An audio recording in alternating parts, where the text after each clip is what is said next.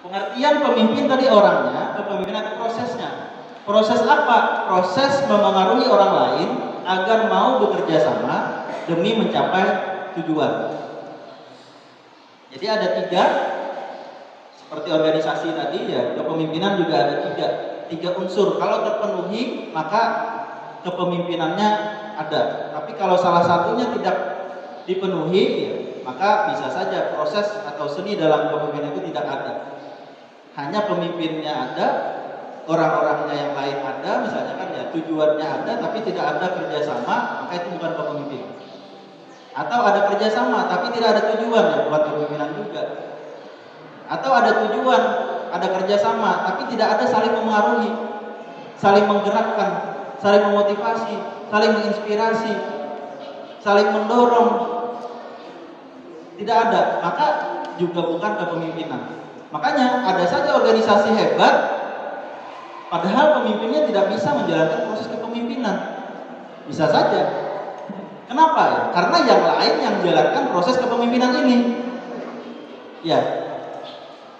Kita di Ibnu juga seperti itu ya. Jadi jangan sampai beban organisasi seberat ini dan beban memberi kita pengalaman, pengetahuan dan lain sebagainya itu hanya ditempatkan di pundak ketua dan kita merasa bahwa kita yang harus menerima saja. Kasihan ketua. Oke, itu kan pernah punya ketua ya kalau. Iya, lapahnya iya ya kalau.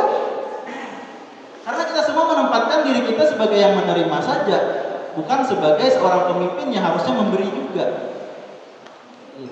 Ada organisasi-organisasi yang memang ada hendak jadi ketua biasanya. Karena apa? Ya karena budaya itu tadi. Yang lain tidak anggap dirinya sebagai pemimpin yang harus menjalankan proses kepemimpinan. Dia nganggap cuma ketua saja tugasnya yang itu gitu. Padahal kita semua bisa ada kawan yang pada turun rapat. Masa kita nunggu ketua yang mencet I-nya, yang menghubungi I-nya supaya turun rapat? Ya kita sebagai sesama anggota bawainnya turun rapat. Ya kalau lah. Artinya kita sudah jalankan proses ini. Kita pengaruhi I-nya nih, kita bawain I-nya yang tadinya kada hakun jadi hakun. Ya kalau lah, kita jalankan proses ini. Untuk mau sama-sama dengan kita turun rapat.